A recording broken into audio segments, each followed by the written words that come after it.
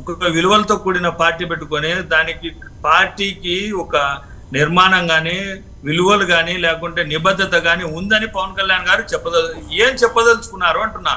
గతంలో ఏం చెప్పారు? 2019 ఎలక్షన్ల ముందర చంద్రబాబు నాయుడు గారు అత్యంత అవినీతిపరుడు, ఈ దేశంలో ఈ ప్రపంచంలో లేడు, లోకేష్ యొక్క ఫ్యూచర్ కోసం ఆంధ్రప్రదేశ్ను అప్పుల ఆంధ్రప్రదేశ్ గా చేసి ఆంధ్రప్రదేశ్ లో ఉండే డబ్బులన్నీ తీసుకొని పోయి హెరిటేజ్ లో పెట్టుబడులు పెట్టావు చంద్రబాబు నాయుడు గారు, నువ్వు చాలా దుర్మార్గుని అని తిట్టిన చంద్రబాబు నాయుడు గారిని అవినీతి కేసులో జైలుకి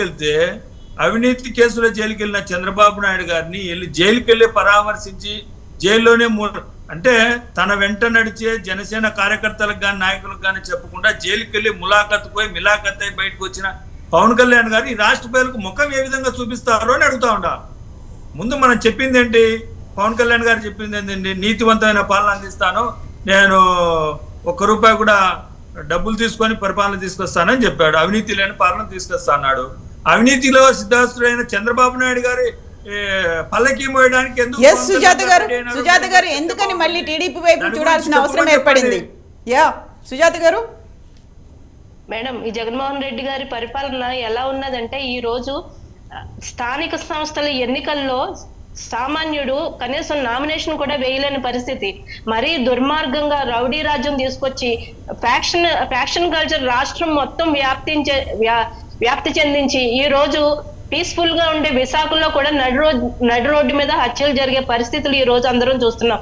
ప్రజాస్వామ్యం అనేది పూర్తిగా సమాధి చేసేసి కేవలం దౌర్జన్యం, దోపిడీలు, వాళ్ళకి నచ్చింది ఉంటే దోచుకో, దాచుకో, పంచుకో అన్న రీతిలో దుర్మార్గమైన పరిపాలన జరుగుతున్నప్పుడు ప్రజల నుంచి తీవ్ర వ్యతిరేకత వచ్చినప్పుడు ఖచ్చితంగా ఈసారి మళ్ళీ కనుక వైసీపీ అధికారంలోకి వస్తే ప్రతిపక్షం అన్నది మాట లేకుండా చేసేస్తారు, అందరు నోరు నొక్కేస్తారు, వీళ్ళు దుర్మార్గంగా ప్రతి ఒక్కరు ప్రశ్నించి గొంతన్నది లేకుండా చేస్తారు, కనీసం ప్రజల తరపున మాట్లాడడానికి ఒక వ్యక్తిని అంటూ కూడా లేకుండా చేస్తారు. అటువంటి పరిస్థితులు వస్తే ఇప్పటికే 10 లక్షల కోట్లు అప్పు చేసిందని సెంట్రల్ గవర్నమెంట్ నుంచి అందరి నుంచి వస్తున్న రిపోర్ట్లు, ఇంత అప్పుల ప్రభుత్వం, అప్పుల ఆంధ్రప్రదేశ్ అయిపోయి రోడ్ల నిర్మాణంలో కూడా రోడ్లు కూడా అతలాకుతలం అయిపోయి అసలు ఏ విధంగా ఎటువైపు చూసినా కూడా అభివృద్ధి అన్న శూన్యం.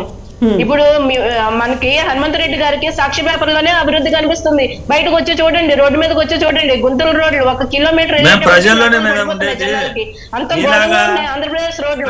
పక్క రాష్ట్రాల వాళ్ళు కూడా మన రోడ్లతో పోల్చి, మన ఐటీ శాఖతో పోల్చి మనల్ని అవహేళన చేసే పరిస్థితులు. అలా పక్క వాళ్ళందరితో అనిపించుకోవాల్సిన పరిస్థితి వచ్చిందంటే మనం ఎంత దిగజారిపోయాం అన్నది ఒక్కసారి ఆలోచించుకోవాలి, ఆత్మ పరిశీలన చేసుకోవాలి.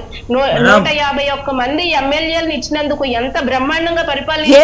సో అంత భారీ మెజారిటీ ఇచ్చినప్పుడు అసంతృప్తులు అనేవి ఎందుకున్నాయి? ప్రజలకు సంబంధించి బేసిక్ ఫెసిలిటీస్ కల్పించలేకపోయారనేది సుజాత గారి మాట. హనుమంత్ రెడ్డి గారు మాట్లాడు.